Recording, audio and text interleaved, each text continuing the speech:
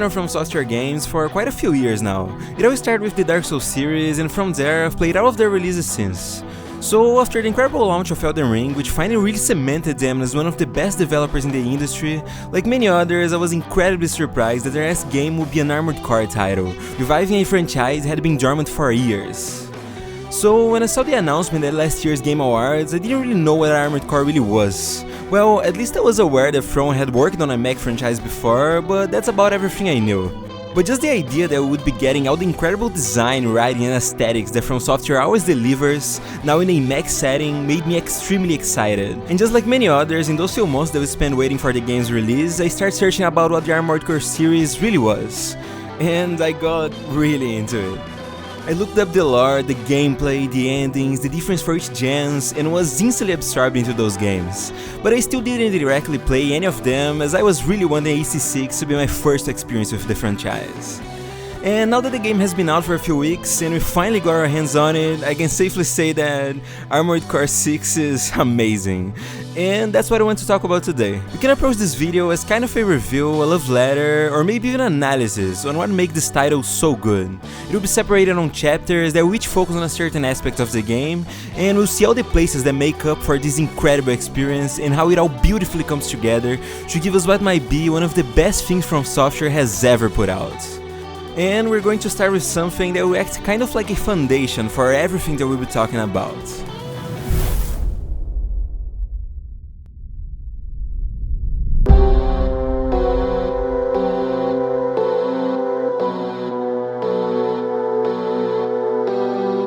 When I say gameplay, I'm not exactly talking about the combat or the way the game feels. I'm specifically talking about the gameplay loop that we see in this game. You see, From Software has put out quite a few titles since the release of the last Armored Core, and as much as they are unique and amazing in their own ways, they also play considerably similar to each other. Even Sekiro, which might be the most different, still has gameplay deeply rooted in the Souls-like genre. But now, with Armored Core, we finally see a departure from the style that From Software has been holding from all this time. And as I said, it was kind of act like a foundation for everything that we'll be talking about. So in this game, different from the recent From Software titles that seem to be pretty focused on just exploring and traversing an entire new setting, we now see a return to a classic mission-based style system, which is done incredibly well.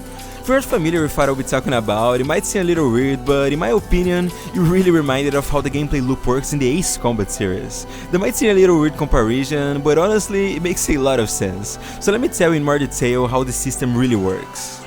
First, you choose from a few missions that are available at a time, and by completing all of them, the story moves forward. First things first, when accepting a mission, you will face with a briefing. The briefings are extremely well made and show how clear the vision that From Software had for this game really was. With sleek and technological graphics, you'll hear from whoever your contractor is, being one of the corporations or specific characters. In here, it will show a little bit of different personalities that are really unique for each character and shine some light on their motivations. After the briefing, you get some words from a handler and then you'll be dropped straight into it. After completing your objective, you show a stat screen for your rewards and throw right back at the garage, where you might be faced with some messages, be it from the contractor for this specific mission, which will show you once again not only their motivations but also what kind of repercussions your mission might have caused. Sometimes you'll also be shown a conversation between two characters, which serves to not only set up the next story points, but also on showing you the relationship between characters and how they each perceive each other, with sometimes conflicting motivations or shining a light about which character is seeing the game's world. Another really important aspect is that the game expects you to replay it at least a few times, giving you different missions on subsequent playthroughs that alter the story and can completely change the ending. Now, to talk a little bit more in depth about which kind of mission we'll be tasked with, I'd first like to say that even though this is pretty different from how other From Software games work, they did an incredible job.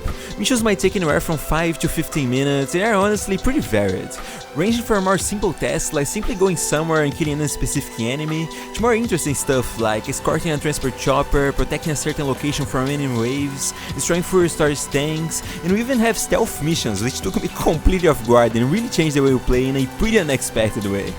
And lastly, we also have specific story missions with completely unique objectives. They are always a big standout. And as I said, From Software did an amazing job. Take for example one of the earlier missions, where you're tasked with taking down a walking armored fortress called the Strider. It's a gigantic mobile resource base that was outfitted with heavy artillery, and it now became a really important asset for the Rubicon Liberation Front. And the way the mission is handled is extremely cool. From the start, you're slowly making your way to this monumental machine while under heavy fire, not only for missiles, but especially from a giant laser that's shot from an eye which is at the top and looks extremely cool, to the moment where you finally get closer and destroy one of its legs, making the entire machine fall and opening a path to climb to destroy all the generators. The concept is amazing and it really stands out, where at the end, after destroying this giant eye that's been shooting you the entire time, the destroyer overloads and you have this amazing sequence where you fuel his energy and he falls to the ground, causing an enormous explosion that generally looks breathtaking. It's a little bit of a shame that this is the only mission akin to you taking an arms fort on for answer, but still it's easily one of the most memorable moments of the game. And I've been explaining all this because with this new mission based system that From adopted, it opened an entire new pathway for a new concept that I always wanted to see in those games. You see, From Software games are normally pretty static when it comes to the world. Yes, we do have some dragons that might be attacking certain places, but outside of games like Sekiro, most of the time you normally don't see the action actually take place in the world. But with Armored Core 6, this changed completely. Not only things like seeing the entire Strider crumble in such a spectacle of destruction, but in other places as well. One of my favorite examples is in one of the Chapter 3 missions, where you're simply tasked with stealing some data from some certain points in the map. But right as the mission is about to end, completely out of nowhere, an entire warship shows up and you see it raining down heavy fire with lasers that annihilate everything on the ground. And to top it all off, you literally end up flying straight into it and is able to deliver a blow to the ship's main control center and bring down an entire ship by yourself. And it's honestly one of the coolest things ever. Another pretty cool example of how the mission-based system can affect the game is how From Software had the incredible idea of faking the entire point of a simple mission, making it much more than it really is. For example, a mission where you're tasked with what it seems to be once again just an objective of protecting a certain point from waves of enemies, but now you have a small grunt force by your side. But as you get into the map, the entire battle seems to have already taken place, and the enemy forces are completely wiped out. In the middle of countless destroyed wrecks, you spot just one single AC on top of Firal. The real Raven. When this happened, I was losing my mind. This is so fucking cool. And taking all of those different things into account, it really amounts to an extremely engaging system that keeps surprising you through the whole game. And you might have noticed that even with all those different missions, there's one thing that you'll be doing a lot. And it's arguably not only one of the most important, but maybe the best part of the entire game.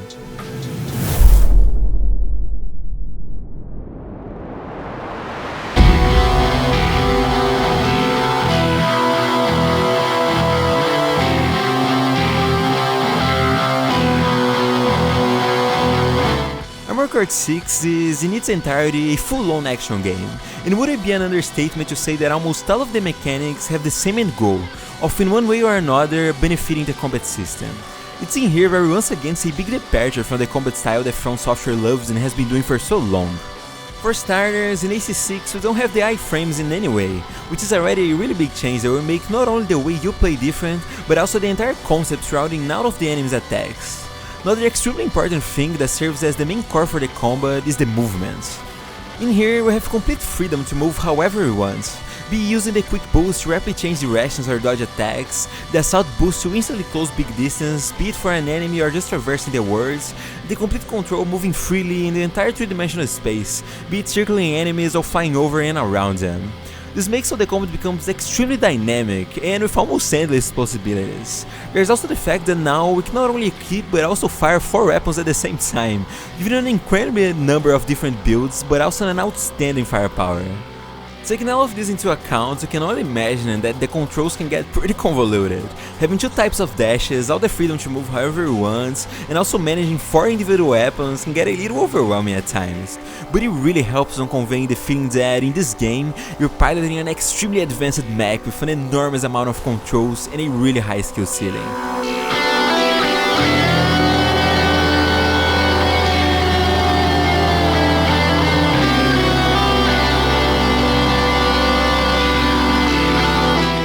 Another big difference is on who you'll be using all those things. In this game, unlike in other From Software games, we have a grunt type enemy, which is pretty weak and completely powerless when faced against our powerful armored core. This just serves to really add on to the power fantasy side of things. There's nothing more rewarding than at the moment you finally start really grasping in and out of the combat, just cruising through missions and completely destroying every enemy in your way. It really makes you feel like this super skilled mercenary that could take on almost anything. I'll explain a little bit more on the weapons when we get to the next section, but I love the feeling of getting really strong single rifles, just destroying every grunt enemy in 1 or 2 hits. Gives an enormous sense of power that, when paired with the extremely fast and dynamic movement system, leaves you feeling like an unstoppable and extremely meticulous mech pilot. But where the combat really shines is when you're faced with battles where your opponent is another enemy AC. This is by far my favorite part of the game. Simply the idea that there are these enemies that have exactly the same equipment options, equivalent power to you, such a cool concept. Serves to remind you that you're not only how powerful an armored core can be, but also that you're not the only pilot around. And the way the From Software make those battles is genuinely amazing. One thing that you might not pay attention at first, but that completely blew me away, was how well the AI utilizes those systems and adapts to different weapons and leg parts. Not only that, but also how the developers were scared to add insane speed to those battles, make the armored core fights always in the coolest way possible. Seeing those AC on ACs is something that can almost feel scripted. It's insane to me that we have such amazing moments where you and the enemy are flying at amazing speeds all over the screen, dodging and shooting at each other non-stop. It's not really engaging and extremely fun, but also just looks so good. And the combat can actually get pretty deep. A new concept that was added in this game is the stagger system, where similar to Sekiro's stagger, you'll be damaging an enemy and slowly filling up a bar. When completed, we'll instantly stop the enemy in its tracks, taking away off their moment and firing options, while also making so all of your attacks do a lot more damage. There's one extremely important thing, and something that when I heard before playing the game, it didn't really sound like that big of a deal. I'm talking about how, unlike in Sekiro, when you stagger an enemy, you don't have an instantly damaging attack that you can simply do, but it's up to you to find the best way to capitalize on the more damaging state and create the most powerful combo. At first, this might seem pretty straightforward, but it gets really interesting when you think about the fact that the weapons that you'll be using to get the enemy to a staggered state are also the same weapons that you need to make the most out of the situation.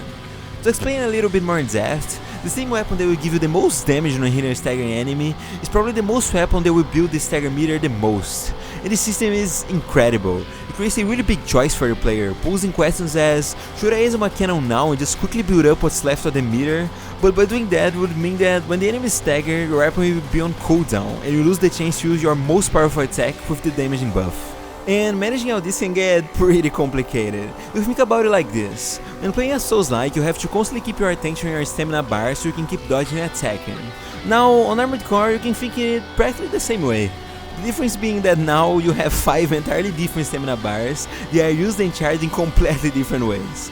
Depending on the type of weapon that you have, you could just overheat if you fire too much. Or if it's another type, you could run out of bullets. Maybe you're using a cannon on your back that has a specific recharge time that could be entirely different from all the other cannons in the game. All that while also managing your energy bars so you don't run out of boosts. Before playing the game, I didn't really realize how interesting and in-depth the system really was, and I genuinely like it a lot. And besides all that, this game also put a lot more focus on melee weapons, giving you lots of AoE types, all with their unique animations, attacks and charges, and they look really cool. So be it dodging an enemy laser, running away from missiles, trying to keep up with your opponents, it's all just incredibly fun. And with all these different weapons, enemies, the entire three-dimensional movement, the stagger and everything else, it all comes together to form one of the most unique and well-made mechanics that I've ever seen. When you're completely engaged in a fight where you and your enemy are dashing through the map while throwing everything at each other, it really makes you realize that the combat in this game is incredibly good.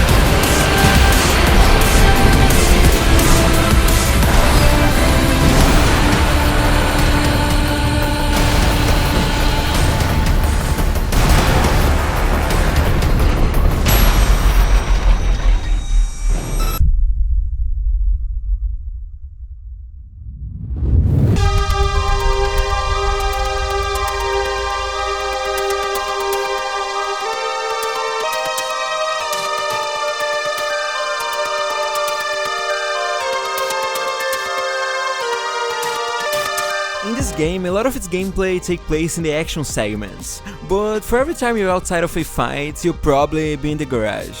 It's in here where we see another extremely important part of the Armored Core series, and that is building your AC. You have complete control to change almost everything you want, be it more mechanical parts like changing your FCS for better aim tracking, your boosters for more velocity and dodging abilities, or changing your generator for more energy capacity.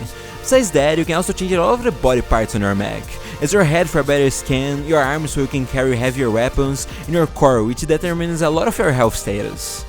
But by far, the most important part are the legs. Depending on which leg type you choose, you completely change your AC's movements. You have quad legs that will let you hover for a longer period of times, reverse jointed legs, they are lighter and have better jumping capabilities, tank treads that will give your mech tank controls and make so you can carry a lot more weight, and lastly, bipedal legs, they work almost like a jack of all trades. All these leg types also come in different varieties, making this integral part of your build incredibly versatile. Another really part of our mech is obviously the weapons. As I said, you can carry and shoot up to 4 weapons at the same time, being one on each arm and 2 shoulder mounted.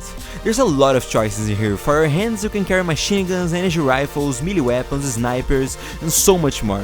While on your shoulders there are also a vast array of possibilities, like missile launchers, laser cannons, drones, you get the idea, there is a lot of stuff. And it all comes together to create an extremely interesting and engaging system, where it not only gives you an insane amount of build variety, but also a balancing act, where you carefully try to make so every part complements each other. It's amazing. It poses a lot of questions to the player, as if you take a bigger generator, which would give you a lot more energy for you to bring lots of heavy hitting weapons, but at the same time, a generator with a big EN output will weigh a lot, so you need to change your legs, which will then make your entire AC heavier, so then you have to change your boosters, and this just goes on and on, creating a pretty fun experience that you easily get completely lost in. And as you progress through the game, the parts that you unlock start getting pretty interesting. There's a really cool laser drone shoulder part that looks exactly like the equipment in Gundam Witch, and that's super cool. There are triple laser cannons that hit extremely hard and look amazing, and even a plasma whip. There's also another entire separate aspect, which is painting your armored car. You have so many options, be it for colors and materials, weathering, patterns, and entire emblem creator, it's insane. And when it all comes together, it's pretty fun to create an entire mech, painting it however you want and then give it a cool edgy name at the end. Like, I have this AC that's called Visage, which carries double snipers, an energy rifle and a pile bunker. All that with this clean white look and blue lights giving a really technological feel. Or you create a fast combat radiator AC that will swiftly evade enemy attacks and closing the distance with an energy dagger. There's so many different builds you can make, and it's really cool to at some points just have a stacked garage with all those different mechs that all look extremely cool, and you're free to just bring them out on any mission. And on that topic, as much as a lot of missions can have a specific build that could definitely excel at its objective, you're never restricted by it. Almost everything can be completed with any build.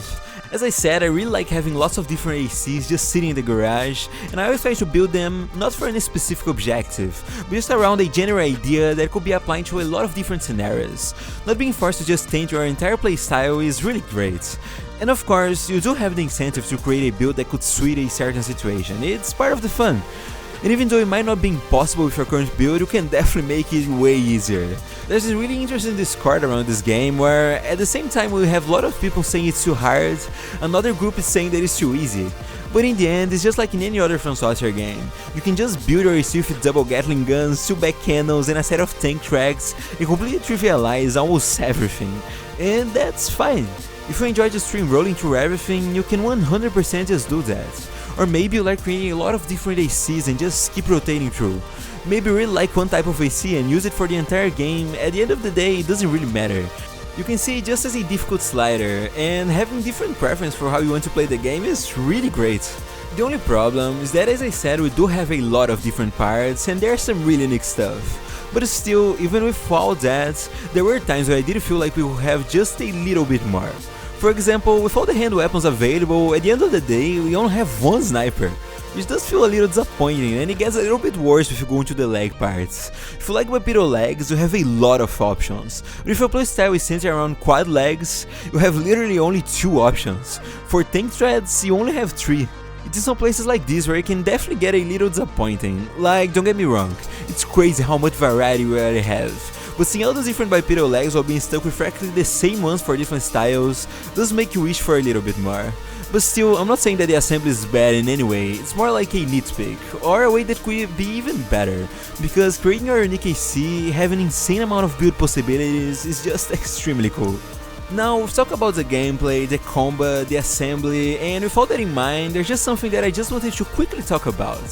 Something that I hated a lot. When playing through the game for a third time, you'll now unlock a certain mission that just seeing it made me extremely excited. This time you'll have the option of actually protecting the Strider, and that just sounds super cool. I immediately started thinking about what could have happened if the Strider was a little bit more involved in the story. Just playing besides the massive machine looks amazing, and right as you start the mission, it blows up. But that's okay, because even though it won't be part of the story, create a different situation where you're asking who destroyed it. And then you see the two sea weapons coming off the wreckage. That's pretty unexpected and instantly grips you with the questions of who are they? And they're actually new enemies that are pretty fun to fight, with insanely fast speeds that is hard to even keep track, making you wait for the smallest opening to attack. It's really fun. But then we definitely have something that I'd call a certified From Software moment, where they get a little bit lost on their premise of difficulty.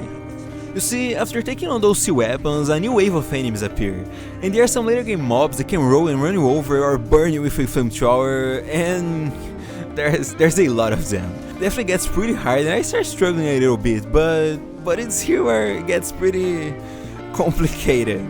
Before we even finish the first wave of enemy, a second wave comes out with even more rolling machines, and it gets a lot tougher, especially because while you're fighting those two enemy waves, a third wave comes out with more of those rolling enemies and two of the sea weapons. It's safe to say that it gets pretty overwhelming. AP at 50%.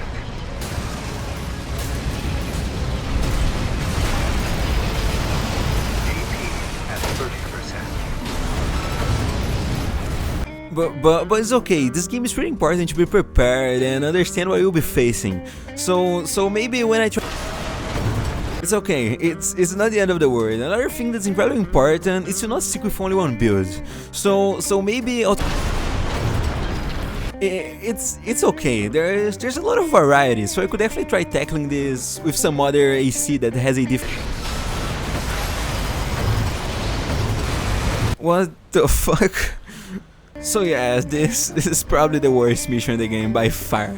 Not because it's extremely overwhelming and you're fighting an enemy type that, at least for me, is not the most fun, but because it's probably the only mission in the game that completely forced me to change my build. But not just changing it, but having to make a cheesy build just for the scenario, which is honestly kinda lame. You can definitely argue that it's just part of the game, and there's definitely people that can beat this mission without much problem, but it truly felt like I was forced to play in an exact way. I went back to the garage, strapped myself with 3 missile launchers and 1 grenade launcher, and with that the mission was mindlessly easy. I was just pressing buttons and flying all over the place without breaking a sweat. And again, you could probably just realize the enemies are weak to explosions, or as I said, I do think that you can beat it with another build. But this entire mission being overwhelmed by all sides is honestly just not that much fun, and as I said, it's probably the worst mission in the game for me. Sorry, I just needed to vent a little bit. But even when dying non-stop, my AC still looked really cool. It just go back to show that the customization in this game is generally incredible, and From Software once again did an amazing job. And with all the different builds, it creates a question of where you will be taking them.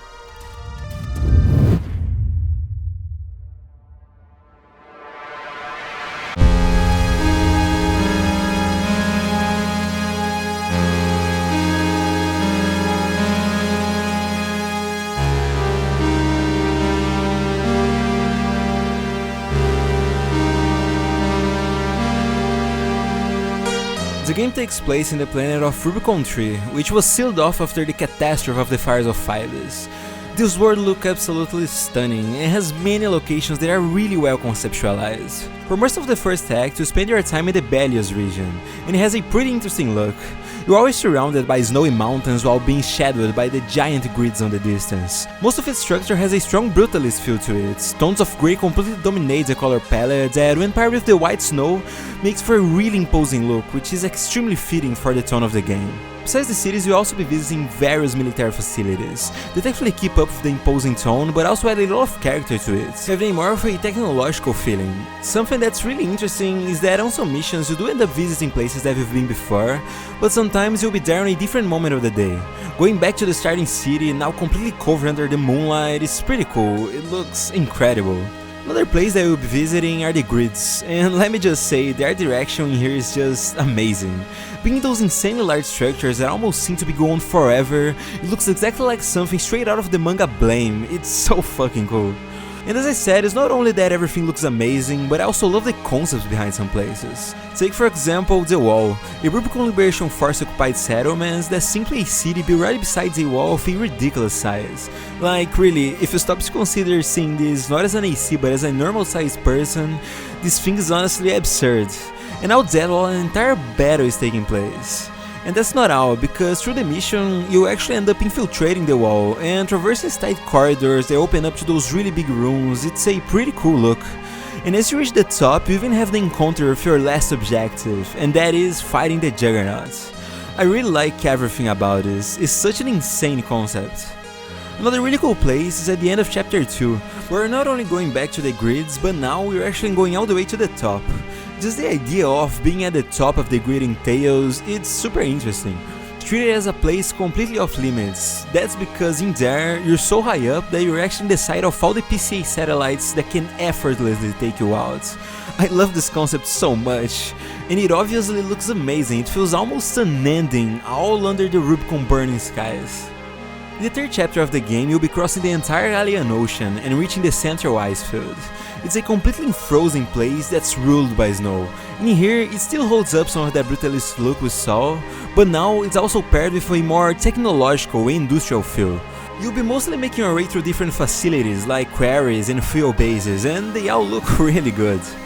But by far, my favorite place is the space part. It's generally crazy how good this looks. This advanced base that's centered by a spaceship with such a cool design, where I also see the Parked Suppression Fleet from the PCA, and it all comes together really well. Where this place really shines is on its atmosphere.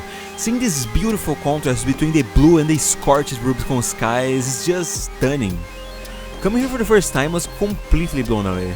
The maps in this game also work on a really interesting way. You don't exactly have one place created for each mission, but it's all on a really big map where you play on various different spots. It creates some pretty cool stuff, like the fact that no matter where you are, you probably can still see the same landmark from a lot of places. Not only that, but sometimes you can even spot in the distance places that you were just a few missions before. It's honestly really unique and I love it. Now, if I had to point at least one negative, it would be that for the first 2/3 of the game, sometimes it does end up feeling that you haven't seen too much variety at that point. Let's just say that these places look the same, that's often not the case, but you can make an argument that they do look kinda similar.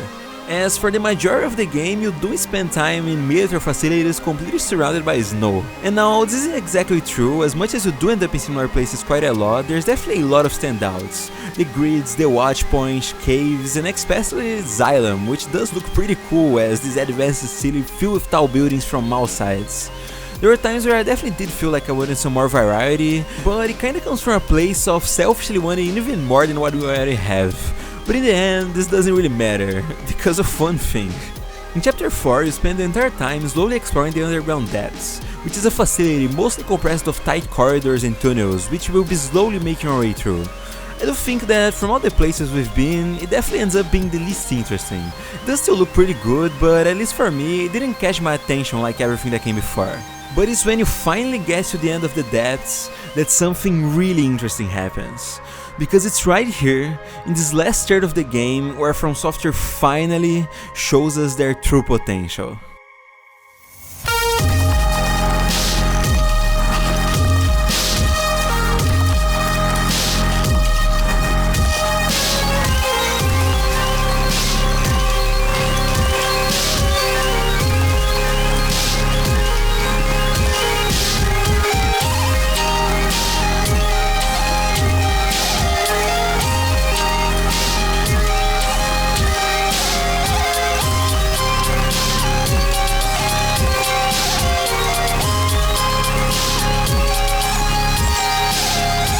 Seeing the Institute Sphere for the first time, it was nothing less than jaw-dropping. is definitely one of my favorite places From Software has ever created, and it has a really distinctive color palette from the entire rest of the game. The city just looks insane, reminds me a lot of the drag heap from Dark Souls 3. The city is completely deformed with buildings just crawling over each other, and the scale is enormous. Gives you such an apocalyptic landscape that comes out completely out of nowhere, all that being completely shadowed by the massive vascular plant that just sits in the middle. It's easily one of my favorite places in the whole game. I genuinely like this so much. And after this, all the places we visit are just as cool. For example, being on the Xylem surrounded by this blue sky that in this game setting feels almost completely out of place, gives it a pretty unique vibe and it just looks amazing. But maybe the most special moment, something that I had been waiting to see since the game was announced, was where the last mission takes place. I was caught completely off guard. The art direction in this place is just absurd. Seeing Rubicon, the vascular plant on the background, while Xylem just cruises through spaces. Honestly insane, it's breathtaking and definitely a fitting spectacle to finish our journey through this incredible and extremely well crafted world.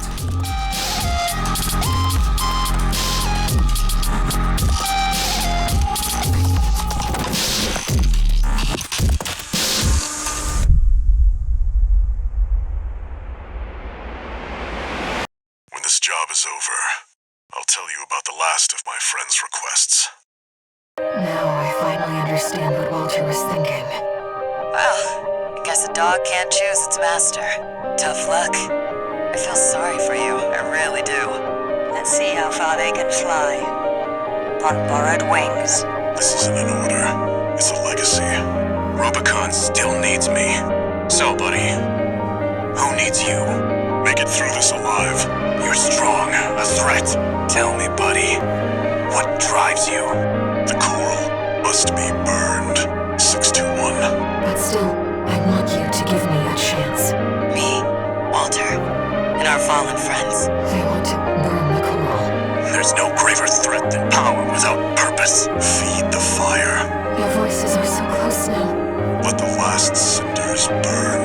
This is my home. Where there's coral, there's blood. I fought alongside you several times, but I never could figure you out. You see it too. The voices of the coral. Let me tell you a story, tourist. How many of your dogs must I kill before you learn? I'm not asking Walter's Hound, but Raven, the independent mercenary. You know what hidden dangers lurk within the coral. I have one last job for you. Find your freedom. Armored Core has an amazing combat, an amazing world and an amazing customization.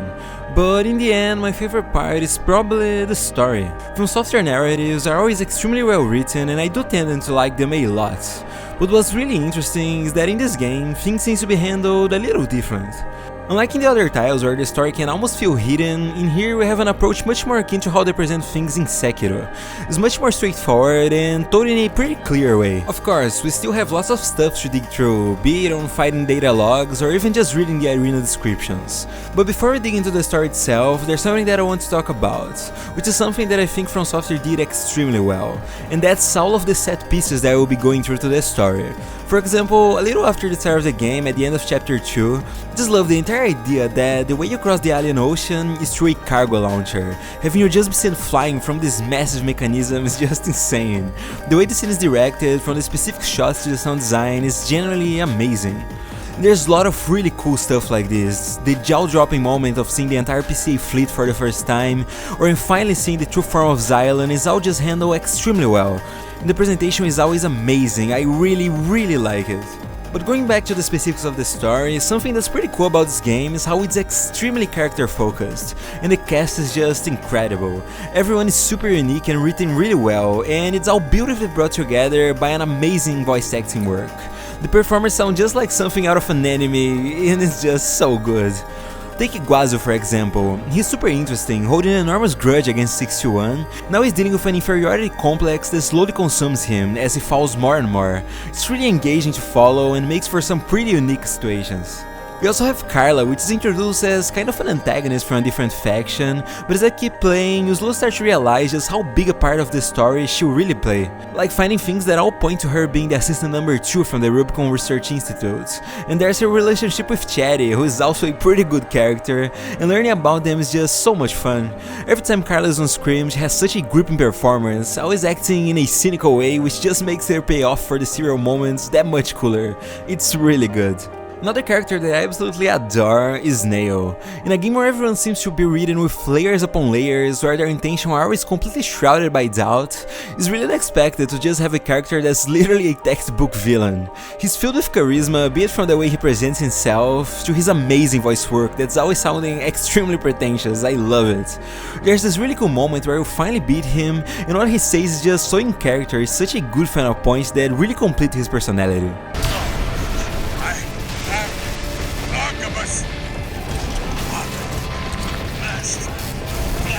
Having him literally say the words "I am Arquebus" is just so cool. It comes off extremely egotistical and is a perfect way to wrap up his character.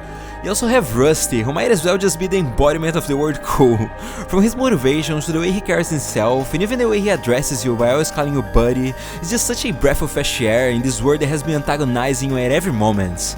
And I'll talk about this a little more in depth later, but the way your relationship progresses to the game as conflict arises, and how you finally start to get a glimpse of his true motivations of saving Rubicon, is simply amazing, and such a good and likable character, where everything is just portrayed so well. It's incredible.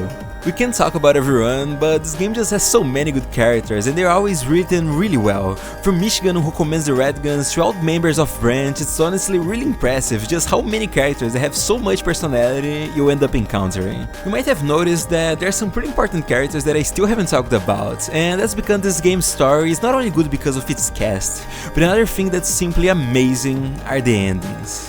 You see, there was this pretty interesting discourse that started a little bit after the game came out, where people quickly went and started to categorize the endings as bad, good, and a true ending. But honestly, this is not the case at all. Something that makes the ending to this game so incredible is the fact that all of them are extremely morally grey, and are all more of a matter of perspective than objective truth. For example, there's the Liberation of Rubicon ending. It's insane how good this ending actually is. Where in the last few missions, which are always unique to its own narrative, you have to go and destroy the drive block to finally bring down Xylem. And the presentation is amazing. From the entire narrative, where every Rubiconian stands up to fight under Raven's name, to the fact that Rust even comes back to now fight by our side, all that under the bright blue skies that surround Xylem, and especially great vision that From Software had when they actually brought back Balteos, which became such an iconic fight in Armored Core 6, and now being piloted by Snail, it all makes for an incredible mission that's presented almost perfectly. But it's here where we get to, in my opinion, the best part of this ending. And this is where we'll finally talk about one of the most important characters of the entire game, which is Air. She was a completely unexpected addition, and just the idea of making the coral be more than just a rare substance is super creative, and will definitely catch you off guard. Her vocal performance and personality are both stellar, where she acts almost as your second handler, and following through the story while seeing her relationship with Raven is really good. But it's in this ending where we finally see what her character really is. In here, we're trying to stop Xylem from causing a catastrophe that would destroy all coral for good, and striving to create a world where coral and humans can coexist. But where it gets really interesting is in the moment they realize that in this end, Air is just preaching an idea with no substance at all, because at the end of the day, Air is simply ignorant. But not in a bad way, actually in a beautiful way. She feels when coral is used for fuel, she feels when people lose their lives in battle. Unlike the rest, she's not desensitized by the cruel nature of this world. She still hopes for a better future, she hopes for a good conclusion. We see that a lot when we're forced to fight against her in another ending, where even after everything you've done, she still hopes to talk and work things out. At the start of the fight, is not as aggressive, and as it goes on is when she finally gets more and more worked up, seeing how you're not turning back.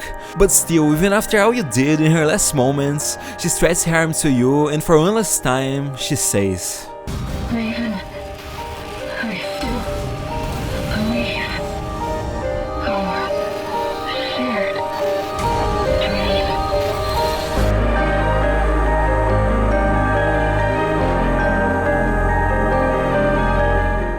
I love love this. I love having this completely different perspective. Going all out to fight for nothing but an ignorant dream is just so fucking good. Especially because you can actually argue that in this ending, we probably have the worst outcome possible, where the core still exists, and even though you might have wiped out all the corporations, more will definitely seek Coral, and everything will just repeat itself again and again until nothing more is left. Oh, and just one last thing about this ending, there's actually another character who's also holding on to blind hope, which is probably Rusty. As we see in the story, he's actually a double agent that has infiltrated the Vesper squad, but actually fights for the Liberation Army, and he clearly states his intention, how he simply wants the best for Rubicon and its people, with this being the only ending where we actually fight side by side for the same goal. This goes to show how Rusty also just keeps fighting for his motives and hoping for a better future, but unfortunately it's just a struggle with no solution in sight, and that just makes his characters even cooler than before. And now on the other hand, we have the Overseer ending, and it's here where we'll finally talk about someone who's probably the most important and intriguing character in the whole story. Of course, I'm talking about Walter. From Software played around him perfectly, not only through most of the game, but even before. With all the trailers, we're led to believe that Walter is more of an antagonist character, someone who'd do anything to achieve his goals and is just using 621 as a pawn in his grand scheme. But as we unveil more and more of the plot, we slowly start to see Walter's true color. From how he actually takes pride in 621, how he really does value your abilities. Show my hound some respect. But it's at the end of the game where we finally see Walter's goals and who he truly is. He's the son of the assistant number 1, and it's in here where we learn that the tragedy of the fire of Phoebus was not a mere accident, but something that was deliberately caused by the Rubicon Research Institute in an attempt to wipe out all the core for good after finding out its true potential of mutating and expanding with no end in sight. But this attempt ends in failure, and with the Institute now in ruin, Carla takes Walter under her care, and together they form an organization called the Overseers that has the goal of finishing what their final core started, which is finally wiping out the Coral and now the conflict that surrounds it. The entire concept is really good, but it's in the end of Har's ending where we get what is probably the most important moment for Walter's character. As we take down Xylem, the only thing that stands in our way is Walter. He came back from the Arquebus Re-Education Center, and now in an almost delirious state, we see him being genuinely surprised by the fact that he's about to face off against 61. And it's in this fight where we get Walter being the most true to his real intentions. While fighting, he says things like how after everything is done, 61 can have all the credits, and with that, finally buy his life back. Which is just so amazing. This proves that for Walter, the reward that he promised to 61 was really true, and it shows how much he cared about it. Maybe even feeling responsible for how you were also a victim of Coral. But it's in the end of the fight that we get what's probably one of the best moments in the entire game. Look at you, 621. You found a friend.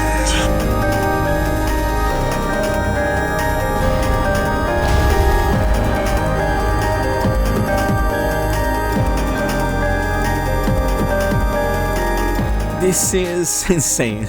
The fact that after everything, on top of his own wishes literally burning away, his mission, his entire purpose, Walter finally sees 61 with air by his side. And he genuinely feels happy. Happy that 61 is not alone, that 61 has finally found his own motives that are worth fighting for. And after this, he simply feels content. It's honestly incredible. This is such an amazing way to wrap up his character, such a beautiful ending for all his ambitions. Again, it's really fucking good. But going back to the Overseer ending, just like on the Liberator of Rubicon, the final missions are really good. The idea of defending against an entire Arquebus fleet, where we have literally infinite energy and is able to just fly however we want, make for such a good mission, which is extremely well presented and fun to play, especially at the end where now we're actually tasked with fighting against Rusty, who, as I said, will always stand by what is best for Rubicon. And it's at the end where we have another moment that could easily be one of the best in the game. And this comes right after you finally succeed in your mission. You win against air and crash the entire Xylem in the vascular plant, creating a coral explosion, and there's this exact moment where you're still processing everything that happened, where you slowly start to realize the consequences, where the narrator says a line that finally shows you the full picture. Meanwhile, the monster who burned the stars vanished into the flames, never to be heard from again. Yet history would forever remember. The Fires of Raven.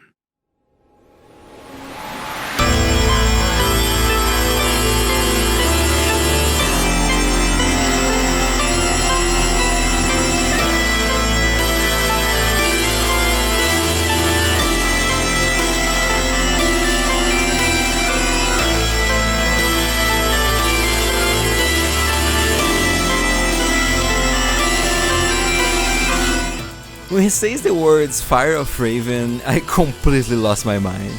It's insanely cool, and it's here where I realize the scale of what you just did. And once again, the morals they are showing this ending are pretty interesting. It's almost the entire opposite of the liberation of Rubicon. In here, you take upon yourself, all while thinking about the greater good, to create a tragedy of immense scale, an explosion that will eradicate every last trace of Coral and every being that stands on Rubicon. But unlike with her, this does truly puts an ending to the entire conflict. No one will suffer because of Coral, and all that comes at a really big cost. I love this so much. And lastly, we have the third and final ending, which is probably the most unique and unexpected of the bunch. Start by saying that I really like what they did with this, taking the character of All Mind, which up to this point was just an AI who managed the entire mercenary program and took care of the arena, and make her such an integral part of the plot is such a good move that comes off super unexpected. Getting the first job come directly from her really did surprise me and made me super excited to see what was about to come. I also think that it's pretty cool that in this ending, they seem to introduce an entirely new character, which is Kate Markson, who seems to just appear in a few missions and then gets completely taken out of the picture, which just makes for pretty cool moments when you finally realize that she's actually just a version of All Mind who's presenting itself as an AC pilot. It's pretty clever. In this ending, we're chasing the idea of a new concept called Coral Release, and it remains shrouded in mystery to the whole playthrough, which just makes the reveal that much better. I also really like the fact that in here, the last boss we face is actually Iguazu, which has been harboring this hate for Raven for the entire game, and finally gets a chance to achieve his goals. Seeing him suffering through his inferiority and fully succumb to jealousy is pretty interesting, especially on how, almost exclusively moved by hate, he actually becomes quite powerful, being able to even push off Fair and All Might in the last battle. You also have a really cool unique mission where you make your way through the Watchpoint Alpha as All Might simply massacres everyone in her path. It really shows her lack of empathy and how she'll do absolutely anything to achieve her goals. But where this ending truly shines is on the real premise of Coral Release, the idea of a reaction by having most of the Coral converge in a single place, and the way From Software handled the art direction and the whole presentation for this ending is honestly perfect. It looks amazing.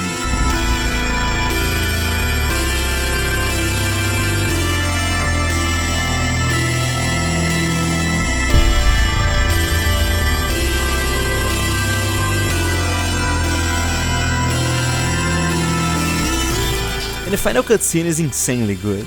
Seeing this place that just feels so different from everything you've seen until now, completely out of nowhere is such an impactful moment, especially when you realize what might just have happened. At least from my understanding, after causing the early release, Coral is scattered everywhere, and just like Kara states when she first met you, being heavily exposed to Coral can cause your consciousness to be scattered on the Coral flow. And that's exactly the goal of this ending, making so the entire human race evolves to a higher being, now made of the junction between Coral and humans. This is insane.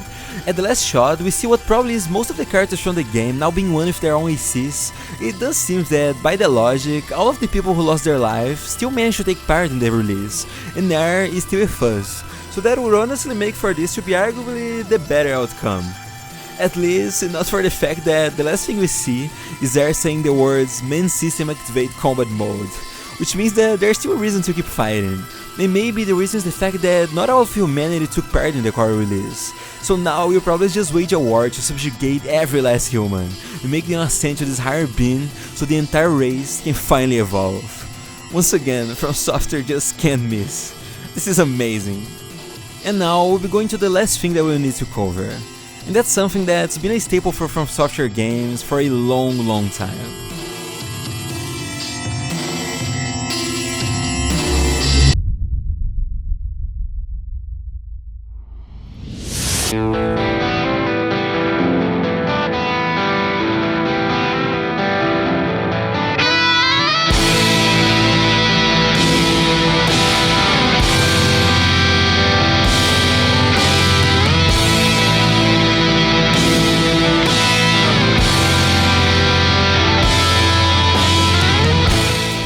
the biggest things that was carried from Software other games was how they approached their boss fights. With the amazing combat that this game has, I was pretty excited to see what they'd come up with.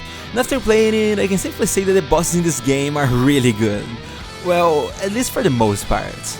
And pretty quickly before we start, I just wanted to say that I won't be talking about the AC boss fights in here, because as much as they are sometimes presented just like bosses, they mostly function just like any AC fights, and as much as they look pretty good, it doesn't pose that much of a challenge, with maybe the only exception being the Carla fight, or the 3-on-1 with the branch, which can also be quite challenging.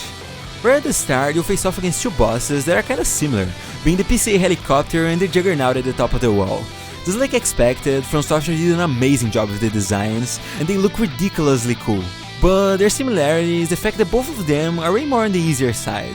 The biggest challenge is created by the fact that, up to that point, you're still trying to figure out the ins and outs of the game, so they end up being more of a cool experience that you'll definitely get on your first few tries. But it's right after that where From Software just decides to go all out.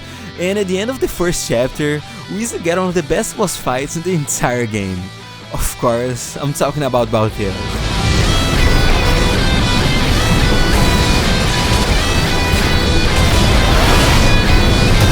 This boss is the first big skill check of Armored Core 6, where it acts as a fight that makes sure you're getting familiar with how the game works, and it just looks amazing. Since the first few trailers, it was by far one of the coolest things I have ever seen. This ring of missiles, they are extremely aggressive and just make for such an amazing moment where you're dodging this insane amount of projectiles might be one of the best looking things From Software has ever made. When I first faced off against this boss, I was really struggling. Probably spent almost 2 hours just getting killed again and again. But the fight was just so good that I honestly didn't mind. Evading those missiles, the entire concept of a flamethrower sword, seeing the machine just fly around the arena, it's so good, and I was completely absorbed in the moment. And it also gave me one of the best experiences From Software games can give you, and that's the feeling of struggling for so long and finally beating that really hard fight, getting an instant rush of euphoria and feeling really accomplished. It was super cool. It's pretty interesting how it almost feels impossible at first, but as you fight him on subsequent playthroughs, you realize that it's actually not that hard. And also, it might seem like you need a specific build to get through it, but I can assure you that after you get more accustomed with the game, you can go through all bosses with any AC you want. Now, as after this, we'll get on to one of the problems I have with how bosses work. There's the fact that the difficulty is a little all over the place. In the mission right after Balteos, you face off against the Smart Cleaner. He was heavily featured on the trailers before the game came out, so I was pretty excited about it, especially because his design is really cool. But he's honestly mindlessly easy. It's extremely hard to even get hit by him. And a boss being easy is not a problem per se, but it's more about the expectations you have when you go into a boss fight, especially right after fighting Balteos. Like on the Cataphract boss that, similar to the Cleaner, struggles to even pose a threat, or the Enforcement system in the Underground Depths that has a lot of build up and looks super threatening, having even his own introduction cutscene, but is also just another fight that you'll probably get through really quickly. And my main problem with this is not that I want every boss to be a giant roadblock like the Soul series, but it's actually by the fact that all of these bosses genuinely look amazing. Their design is insanely cool, and it's such a shame that with having fights that seem to begin and end so fast, they end up not becoming too much of a memorable experience. And I really wanted to, just like with Balteos, keep finding them and seeing lots of cool attacks, all under a really cool soundtrack that will get me completely immersed in the fight. But unfortunately, that's not the case. But as I said, this doesn't mean that I hate those bosses. I really like their design and the concept surrounding them a lot. So once again, it's just me wishing for a little bit more than what we were given. But there's many different bosses in the game, and some of them are just amazing. My favorite boss is probably the fight against Cell 240 at the end of chapter 4. It's one of the most impressive combats I've ever seen. Starting by his design, which just looks amazing all the way from its introduction to the actual fight.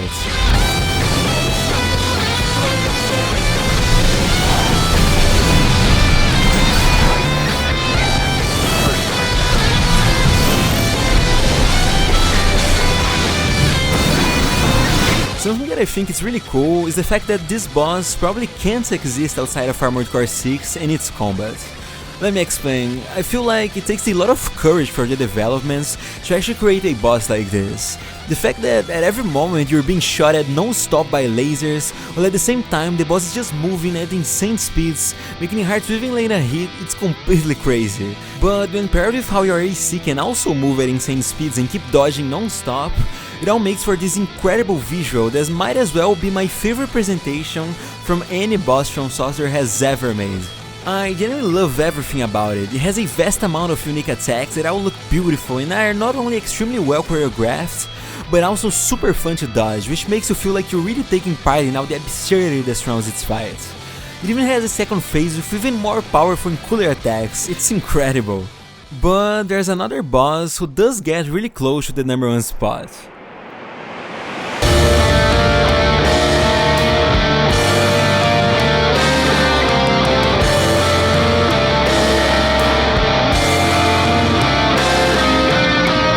Of course, I'm talking about the Ice Worm. From Software has been putting at least one gimmick boss fight in almost all of their recent games, and it became pretty clear how much they've learned in these last few years. Everything around this boss is pure spectacle, and fully focused on the presentation.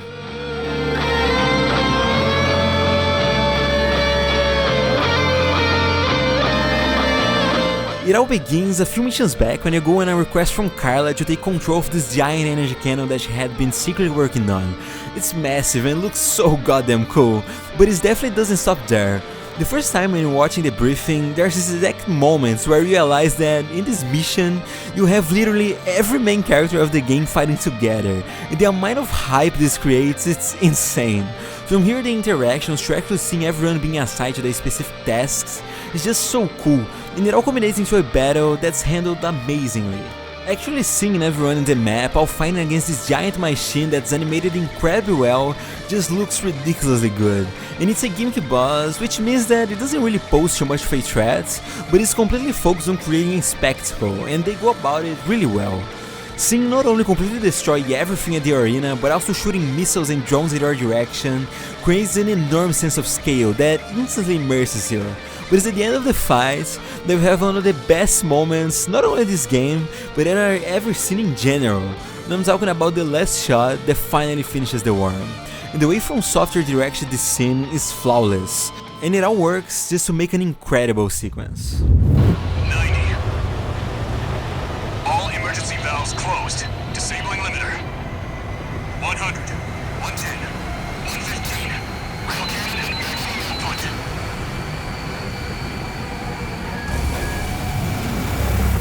All or nothing.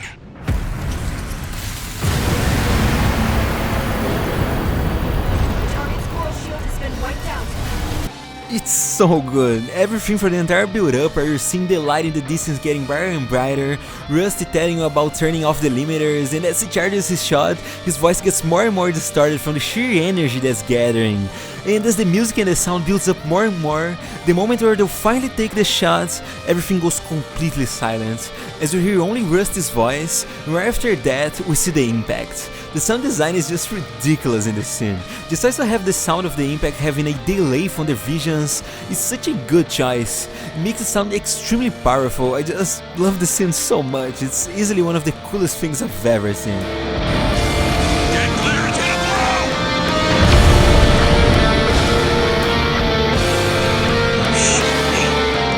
Freelance really did it. We also have some bosses that are specific to each ending, and I do like all of them quite a lot. On the air ending, the fact that From Software actually had the vision to bring back Tails, now not only is in complete form, but also being piloted by Snail, is extremely cool. It became such an iconic boss for this game, and seeing it returning made me super happy. The fight is also pretty good, it's way more overwhelming than before, and his special attack with the lasers when he switches phases is literally insane.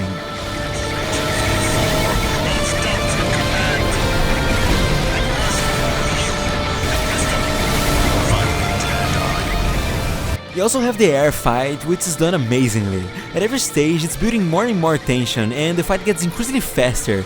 It all culminates into, at the end, the air having a big arsenal of attacks that all look incredible. And it's also really funny how she literally has one of the attacks that's almost identical to Malenia's from Elden Ring.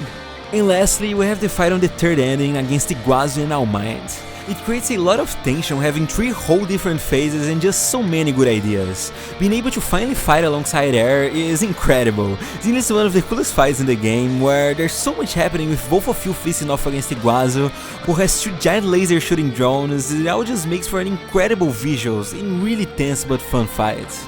And all of these last bosses that I've talked about are generally pretty good. They all have lots of unique attacks and their fights can be really challenging, which is exactly what I was hoping to find when coming to Armored Core 6 bosses. So yeah, in general, I do believe that the boss fights in this game are generally pretty good, and even with the weird difficulty curve, the overall experience is still really fun. Also, there's a lot of bosses that I've not talked about, like the Sea Spider and the numerous easy fights that are also done super well. Every fight comes off as a great encounter, not only on our first time, but also while trying different builds on subsequent playthroughs, making for an overall amazing experience.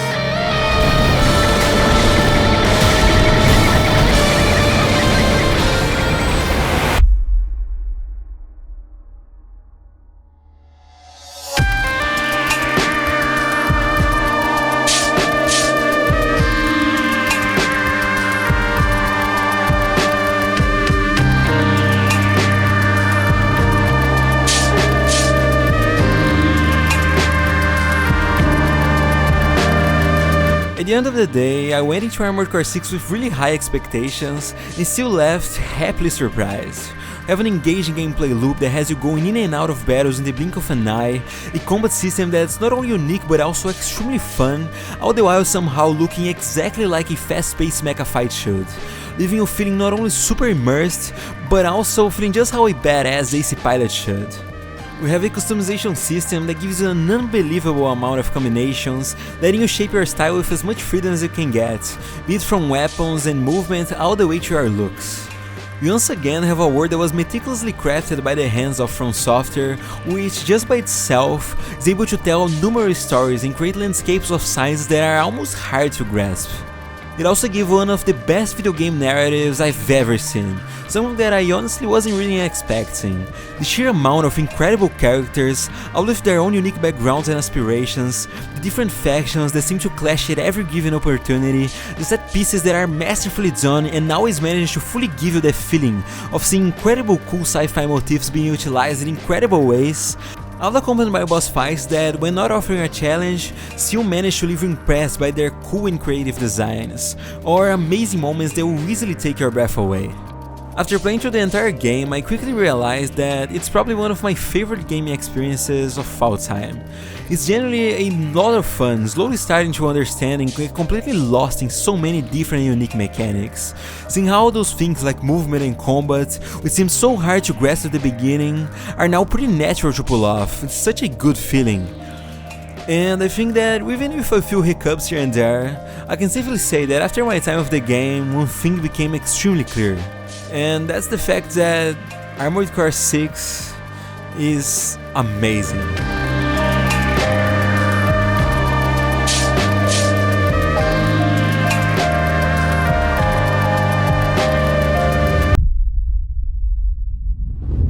If you've watched this video until now, honestly, thank you so much. I'm still pretty new to making videos and this one is definitely a lot of work. Especially as I'm making it more as a hobby where I just want to talk about the things that I really like. My main stuff is actually music. Maybe you didn't notice, but almost all of the songs that were used in this video were actually made by me just for this. Even the one you're hearing right now, which was the Start Team, and I really like how it turned out. The links to all of the songs will be on the description, and I also do make more serious music with vocals and stuff. My Spotify will also be in the description, and I'd really appreciate if you could give it a look. Can be a little weird, but who knows, maybe you'll find some value in it. And also, if you like the video, I'd love if you could leave a like and maybe even comment some of your thoughts. It would really mean a lot, and if you want to see more, please feel free to subscribe.